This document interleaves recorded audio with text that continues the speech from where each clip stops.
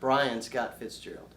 You know, I've been in Hollywood for a while now, and when I first moved here, I moved into West Hollywood and was right in the mix of it.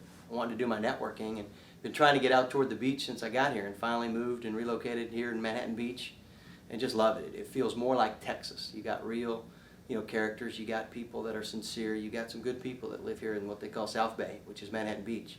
So now I live in Manhattan Beach. Raleigh Studios, where we have all our projects, is in Manhattan Beach, and just feeling more at home. I actually networked in Hollywood for a good year, trying to find out who was real. And it seems like all the people that are successful, are going to give you the time of the day. And the people that you can meet with are never going to have a project that they're ever going to be able to pitch or sell or work on.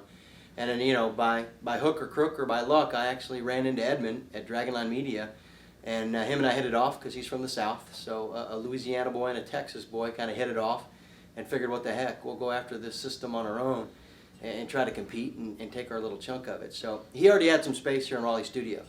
So when I met with him, we just worked out an arrangement where, I could take some space here, work on my own projects, and we could co-produce and work on some together. And it's been a pretty good partnership. Good to be said about both. I love the independent world. I love where you can own and control the project. Nobody looking over your shoulder telling you what you can and can't do and how much money to spend. But I think the panacea, everybody would love, $40, $50 million from a big studio and go make what you want. Honestly, if they gave me that money now, I'd go back to Texas and shoot it.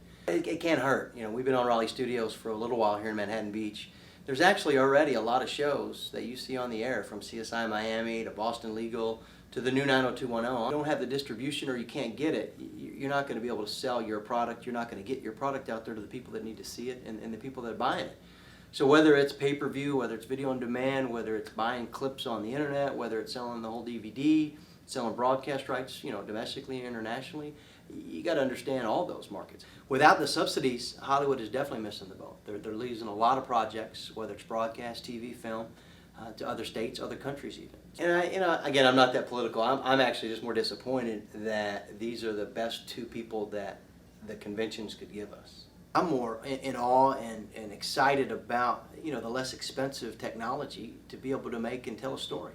Whether it's from the mini DV cameras to being able to use Final Cut Pro or Avid or whatever it is you use, and that technology has just grown in leaps and bounds. And to be able to shoot and edit and distribute your own content, yeah, it's nice to have the distribution deals with the studio, but you don't need them. Content is king. If you have a great script, a good production, and your own distribution, you don't need anybody else. You can do it on your own.